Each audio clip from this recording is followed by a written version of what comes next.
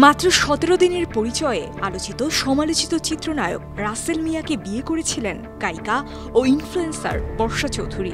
Social মিডিয়ায় প্রায়শই একে অন্যকে নিয়ে মুগ্ধতা প্রকাশ করতেন দুজনে। তবে হঠাৎই রোববার ৬৫ লাখ টাকা যৌতুকের দাবিতে মারধরের অভিযোগে বর্ষার করা মামলায় অভিনেতা রাসেল মিয়াকে গ্রেফতার করেছে পুলিশ। রাজধানী সবুজবাগ থানার ওসি মোহাম্মদ ইয়াসিন আলী জানান, গ্রেফতারের পর রাসেল মিয়াকে আদালতে পাঠানো হয়েছে। এর আগে শনিবার দায়ের করা মামলার এজাহারে বর্ষা উল্লেখ করেছেন, বিয়ের পর রাসেলকে প্রায় ৫ লাখ টাকা দেন তিনি, কিন্তু তাতে সন্তুষ্ট না হয়ে পরবর্তীতে যৌতুক বাবদ ৬৫ লাখ টাকা দাবি করেন রাসেল।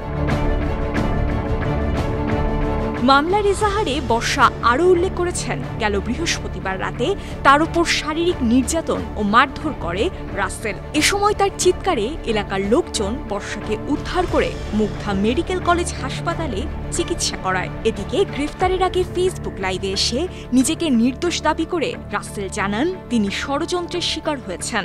আমি মিথ্যার শিকার। অন্যদিকে রাসেল মিয়ার নির্যাতনের বর্ণনা দিতে গিয়ে ফেসবুক লাইভে কান্নায় ভেঙে পড়েন বর্ষা। তিনি দাবি করেন, বিয়ের ৩ দিন পর থেকেই রাসেল যৌতুকের দাবিতে তার উপর নির্যাতন শুরু করেন। এটি রাসেলের দ্বিতীয় বিয়ে হলেও প্রথম বিয়ের খবর বর্ষার কাছে গোপন করেছিলেন। আমি এক সপ্তাহের মধ্যে ২৫ লাখ ৩০ লাখ টাকা থেকে দিব।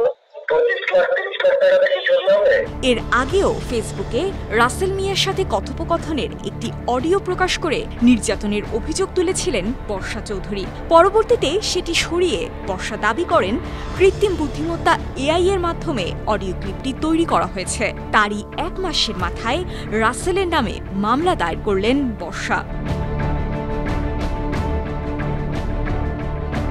এদিকে ফেসবুক লাইভে এসে রাসেল মিয়ার কুকীর্তি তুলে ধরার কারণে ফেসবুকে সমালোচিত হচ্ছেন বর্ষা চৌধুরী। কেউ কেউ তৃতীয়বারের মতো বিয়ের পিঁড়িতে বসায় বর্ষাকেই দায়ী করছেন তার পরিণতির জন্য। তবে বর্ষার পাশে দাঁড়িয়েছেন ইনফ্লুয়েন্সারদের কয়েকজন। তাদের মধ্যে সানভিজ বাই তনি এবং অভিনেতা নিলয় আলমগীরের স্ত্রী তাসনোভা তাবাসসুম হৃদি বর্ষার পাশে দাঁড়িয়েছেন।